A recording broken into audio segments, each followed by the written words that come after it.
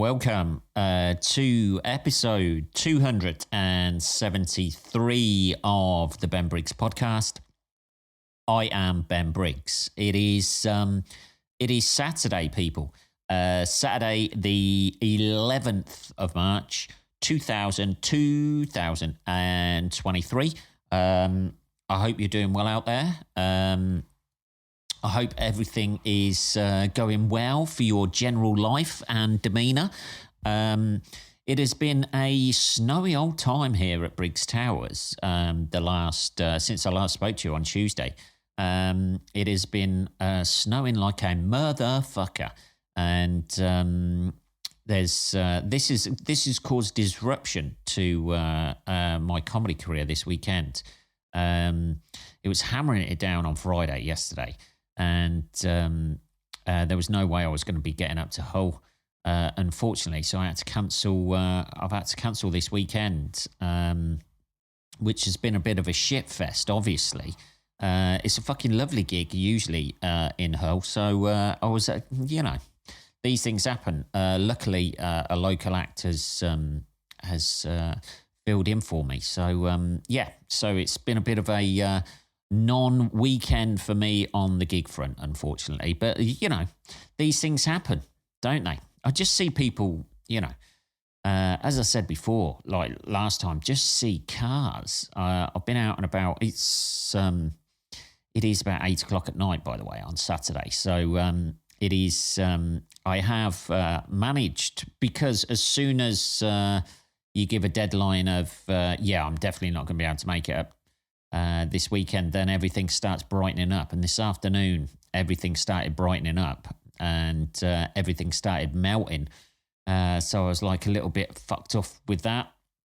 But there you go. You can't plan the weather. I think the places on the way up are still dodge anyway, weather-wise. So it's been a bit of a non-weekend this weekend. So somewhat we've got to live with. But you just see, I was out and about this afternoon about 5 o'clock, and there's fucking idiots, people who just can't drive in the snow, just fucking idiots, just careered into trees clearly, or parked up at the side of the road, or just smashed up their car because people don't seem to be able to drive in the snow, or even slow down, or even contemplate slowing down. So good luck to the people out there, and good luck to the insurance companies. There you go, people. So that's been my weekend. Has consisted mainly of being locked in here at Briggs Towers, just fucking around, really, trying to tidy the place up. I don't know what it is, some sort of OCD fucking bullshit I've got or something like that. Everywhere has to be fucking immaculately clean. So I've been cleaning the fucking bedroom, the fucking bathroom, just the dust. That's one thing they don't tell you about wooden floors. Like, I haven't got wooden floors in my bedroom. I've got carpet in the bedroom. But everywhere else is like wooden floors. And it's proper wood fucking floors. And nobody tells you the amount of dust seems to gather together in some sort of, those, I should know the fucking sound, the word for these. That's for definite. Those tumbleweeds? I've heard a few of them on stage, baby. That's for sure.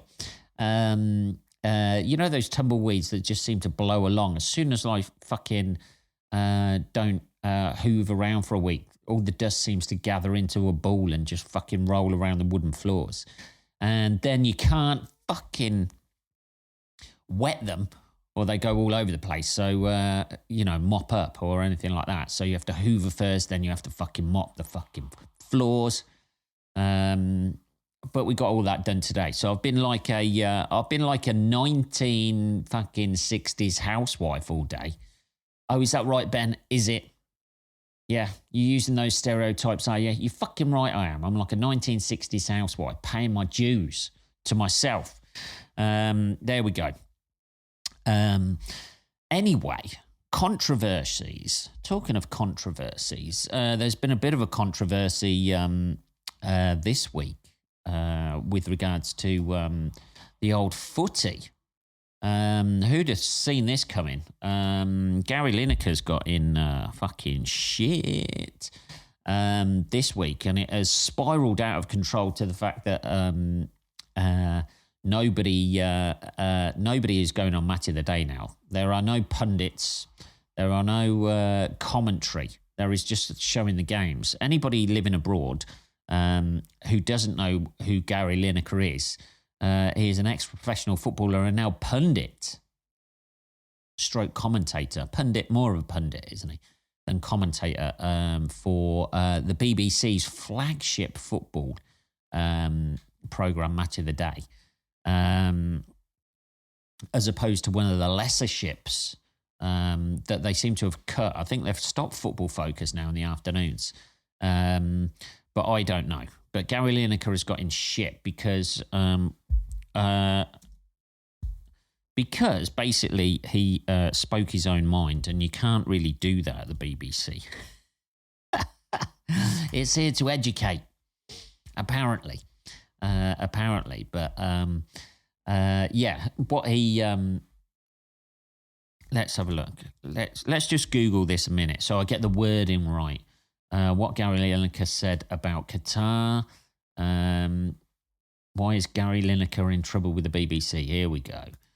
Fucking Jesus Christ. I should have done this before I started the podcast, obviously. But basically, his analogy, Suella Braverman has released some sort of new policy, basically stopping small boats coming to the UK with illegal immigrants in. Illegal immigrants, that's how they fashion it. Refugees, potentially. They are illegally coming into the country in boats, but they are really refugees of sort of war-torn, fucking horrible areas of the world who have trekked through, got to France and then come across on small boats. Now, this has been in the news a lot recently because a load of those boats have been sinking and people have been dying, basically. And then you get anyone. There's definitely, like anything, there's two sides on this anyway. Anyone who's fucking anybody who seems to and it's all about the left and the right. So anybody who seems to be advocating letting immigrants in is seen as a lefty, and then the right's all against them because they want to keep Britain British, and they're coming over here using our NHS and all that sort of fucking shit. Not that we haven't got any thing to pay off from our past here in England, in good old Blighty. I mean, our history behind us. We could do with a few good karma points. That's all I'm trying to point out.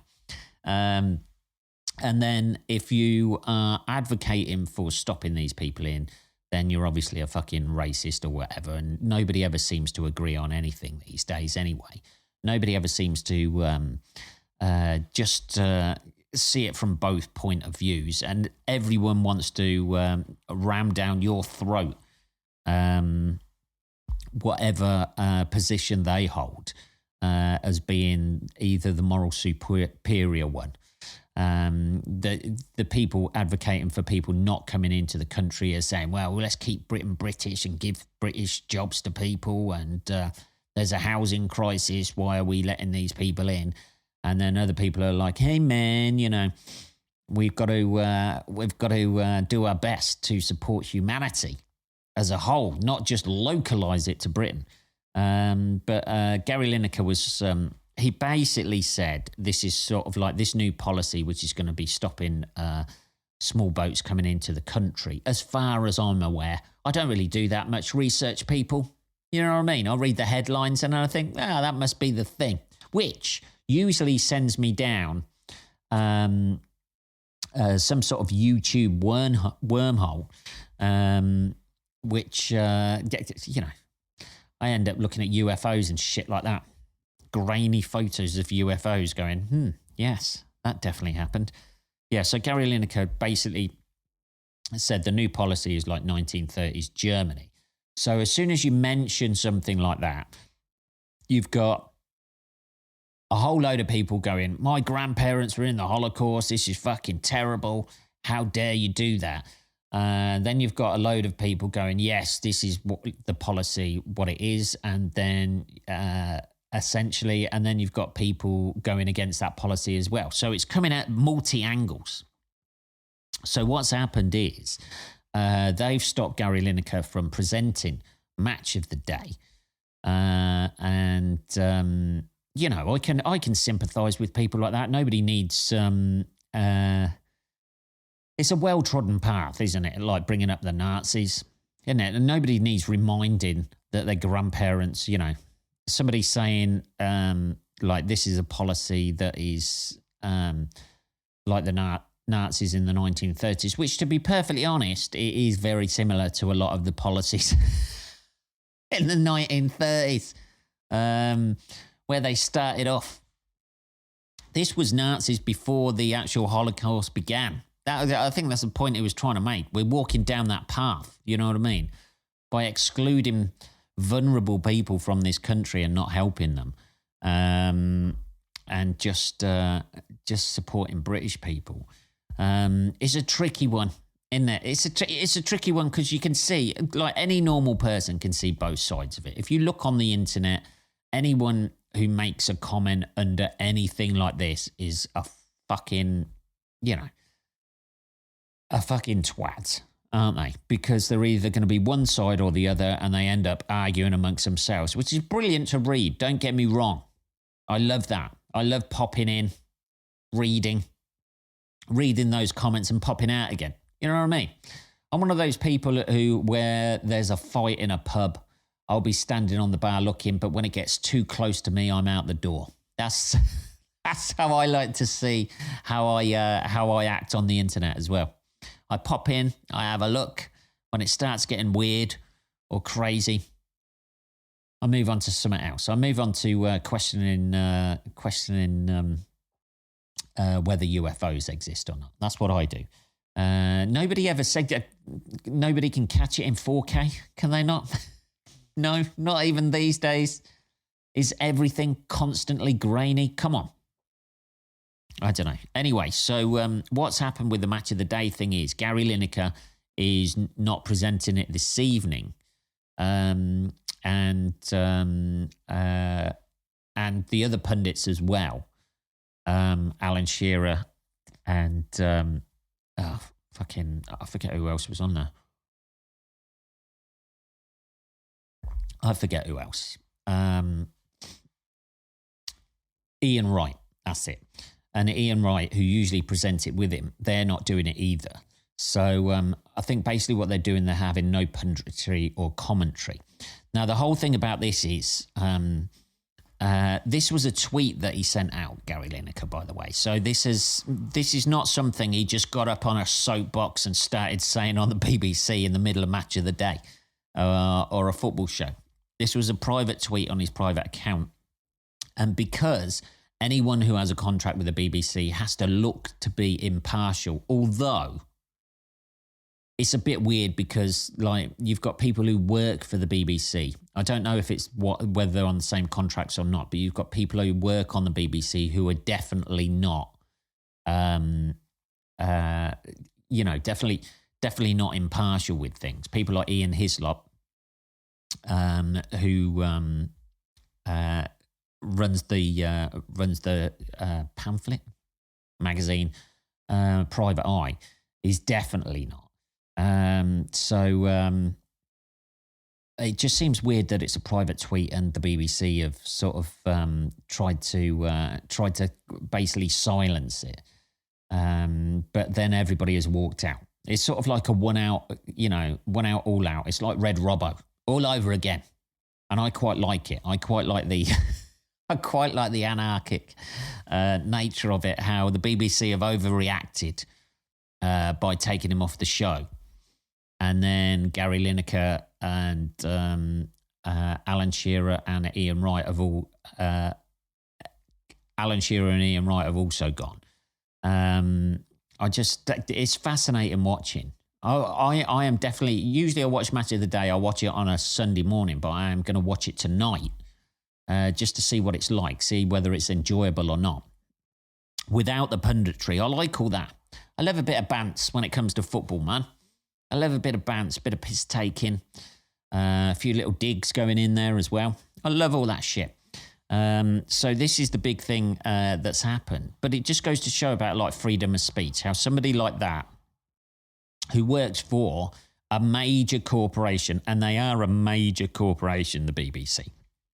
I know they try and sell us over here that it's good old Auntie BBC, aren't they? A plucky little British fucking corporation that keeps you watching TV, and we educate you, and we also inform you of things, and some of those things are great that they do. Good old David Attenborough, etc. But they are a fucking massive corporation, and it just goes to show the sort of like political pressure or the political leanings that they have. It just doesn't look good. I mean, the people who run the BBC must be going, oh, fuck, we've handled this horrendously. All they should have gone was, look, okay, we overstepped the mark. We'll take you out of it. You don't need to apologise. We overstepped the mark. You're perfectly entitled to your own opinions of government policy. But they've tried to fucking force him into a corner, and everybody's come out fighting, baby, and it's good to see. It's amazing to see the comments, though. Just the comments on the internet saying, who needs these over... You know, people who have never done anything with their lives. Gary Lineker won the Golden Boot at the 1986 fucking... at Mexico 86, the 1986 World Cup. He played for England numerous times. He played for some great clubs, Spurs and Barcelona. He's at the top of his game in punditry. He's not, but like it all goes down to every single fucking comment against it was pretty much based on his salary. It was like, what are these overblown, overpaid people? He's at the fucking very top of his game, like as a pundit on football. Who needs these has-beens opinions? That was one of the things people said. Who could be, do you want to put yourself up there then? Is that what you want to do with your no knowledge of how it is to play professional football? But you want to, you know, it's just amazing how deluded people are and how jealous and fucking angry people get online about things. And they're just, people are thirsty for a downfall of successful people. It's very, you know, that's, you know, I'm quite safe. That's what I'm saying. I'm going to be quite safe.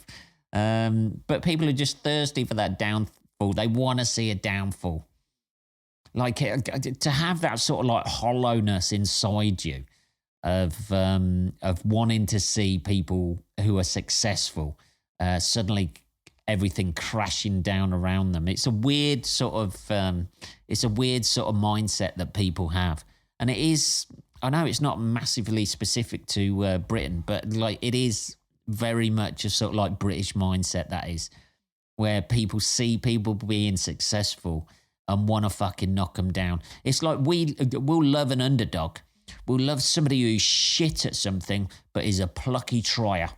That's what we like in this country. But as soon as somebody gets successful at anything, and then God forbid shares an opinion, everybody, the hounds come out and start sniffing around and want to see them dragged down. I imagine this is pretty much what happened with Top Gear, isn't it? I think it's pretty much what happened with Top Gear. I imagine the top people will go. There was other pundits as well who went on there. Alex Scott, she said she wouldn't do it.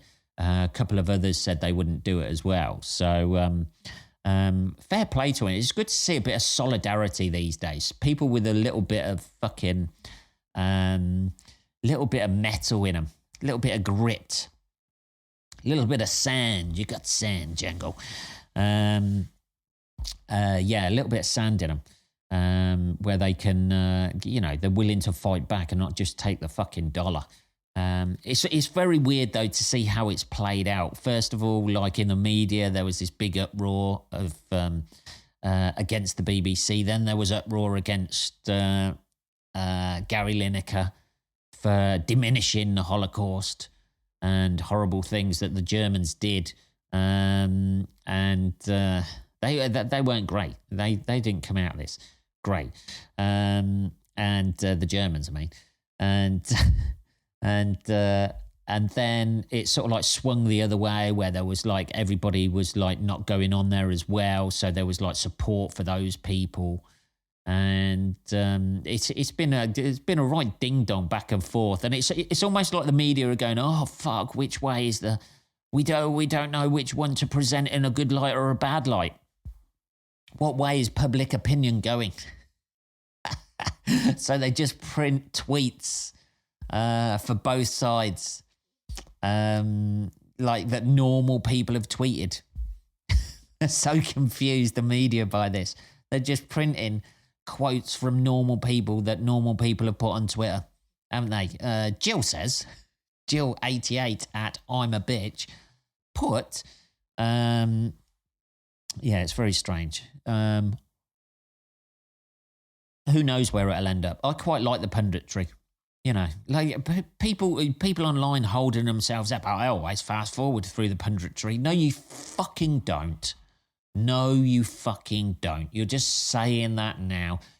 Every time you fast forward through the punditry, you don't want, I've been watching football 40 odd years. I don't need to be told by a professional ex-footballers my opinion of the game. Well, aren't you a fucking hero, my friend? Aren't you a fucking hero? You know, I quite like it. I've been watching it since I was a kid, football, but I still need to be told stuff. And you know why that is? That's possibly why I never made it as a professional footballer. There you go. Anyway, what else has been going on? I did see an interesting story.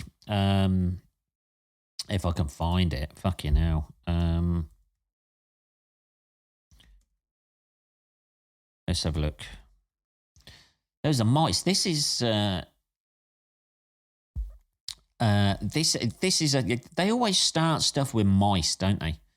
Any new scientific discovery, whether it's about the body or something like that. I tell you what, the human population of this planet owe a lot to mice. That's all I can say. Mice get a bit of a rough old deal, don't they? Nobody's out there fighting for mice's lives, are they? They get a bit of a rough old deal, don't they? 1 minute they've got an ear growing on the back of them. The next minute they've got a fucking tumour the size of a fucking watermelon growing out of their eye or something. And the scientists are trying to fucking find a new way to kill tumours. So they go straight to the mice. Whatever I come back as, if that is a thing, whatever I come back as, I don't want to come back as a mouse. Because somebody's going to, either that or I'm going to end up somebody's arsehole. They get a rough deal, the old mice. I tell you.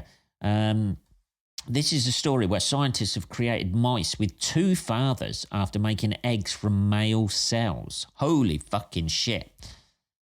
And it says, obviously, this for same-sex couples. I can't see this. I don't know whether they use same-sex couples mice. I don't know. They may have done. I don't know whether mice do that. Do they? I'm about to Google, are mice gay? I never. That's a hell of a question. I never thought I'd Google. What animal has the highest homosexuality rate? Oh, let's have a look at that. Roughly 6% of all bonobo sexual activity occurs between two or more females. Get in there, the old bonobos putting it about, aren't they? Let's have a bit of tea. While the homosexual bonding system is bonobos, represents the highest frequency of homosexuality known in any primate species. Homosexuality has been reported for all great apes as well as a number of other primate species. Get in there, the apes. Look at that. I don't know. It doesn't say anything of it. Well, this is a fucking hell of a headline. What's turning straight mice gay? Scientists have discovered that they can turn straight female mice gay by deleting a single gene. What does this mean for human sexuality? I have no idea. I am not going down that path. I thought it was going to say scientists have discovered that they can turn straight female gay purely by eradicating all male mice. I don't know. Anyway, we've got a bit sidetracked there.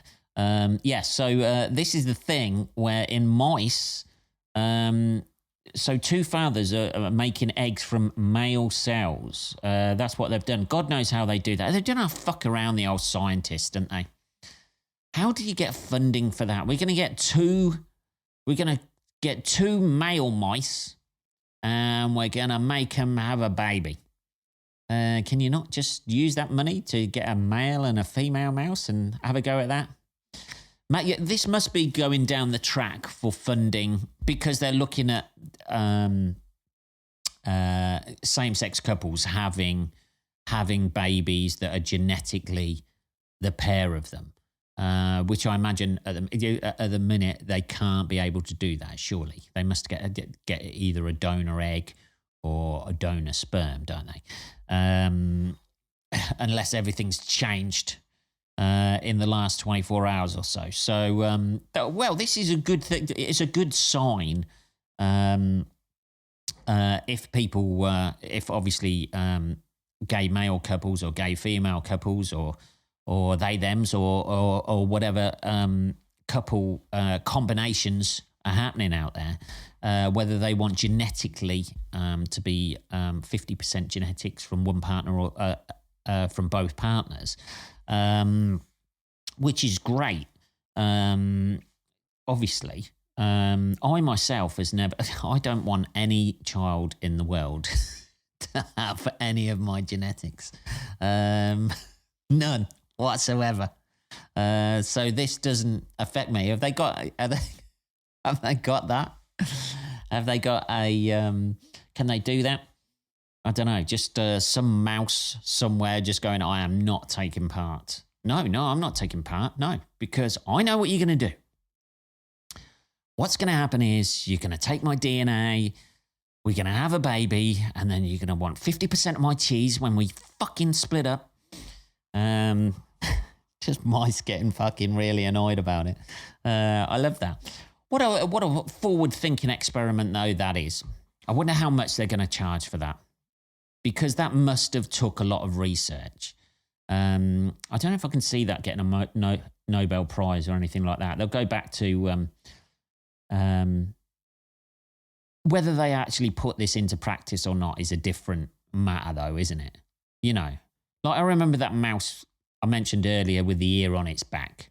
At no point has anyone opened up a company called, humanearsonamousesback.com, have they? Nobody I know of has I've never even heard about it in the news. Man with mousy ear, my ear was grown on the back of a mouse. Oh, fucking hell. They seem to fuck around a lot, scientists. It's like they're, I know there's laws to keep people from playing God, but they seem to get very fucking close at times, don't they? I don't know. I don't know if this would be a thing. Would they ethically be able to do that? Can they ethically do that? Surely it'd be easier just to, I don't know. No, that thought's not going to work. Can they, ethically change that in human beings to generating eggs from male cells. So if they can generate eggs from male cells, surely that's like the whole cloning sort of law, and there's laws against that, isn't there? I have no idea. This probably won't ever like come out. They'll just have like loads and loads of mice. I never really believe them either. You know what I mean? Like scientists like this, where they say like the cloning thing, or things like this. They're just going, yeah. That's got the DNA of both those male mice over there. Well, how'd you know? Well, just take her word for it. Yeah, it's definitely got it. Yeah. Yeah, it's those two. You can tell. Look, just by looking at them, they all look the fucking same. All these mice look the same. No. That's got it's got that mouse's eyes and this one's nose. You see? I don't know, man. How much money did they fucking waste on that? But if it allows human beings to be a little bit happier, to have genetically 50% of either fathers or both the mothers' DNA in there, what could go wrong with that? But they'll be paying for the fucking nose for that, I bet. That ain't going to be on the NHS, is it? Someone's going to have to pay for all this. And then the scientists are on to something else. That's what they'll do. That'll be the next thing. Not to trivialise that. Obviously, that's an important thing for the couples out there. But there'll be fucking people, weirdos, demanding that, like, they want to have a fucking baby that's like half the DNA of their favourite dog and half the DNA of them, and that gets rammed into a fucking mouse.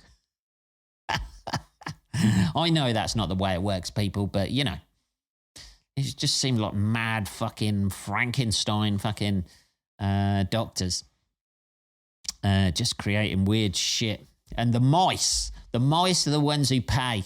That's it, isn't it? Dear. I don't know. What time is it?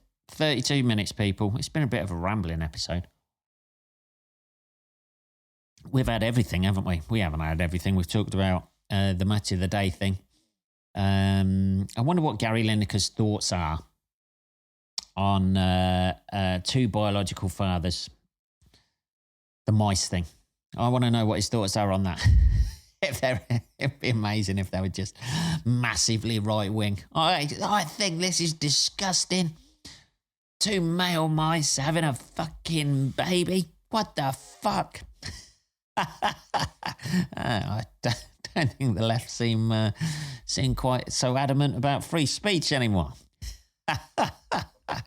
That is episode 273 of the Ben Briggs podcast. Have a good fucking weekend, people. It is about 8:30 now. Not that I can see anything as I look up, because my view is obscured. Have a good weekend. Hopefully it won't snow anymore this year, and I can get on with gigging. I shall speak to you on Tuesday, motherfuckers. Have a good weekend. Take care.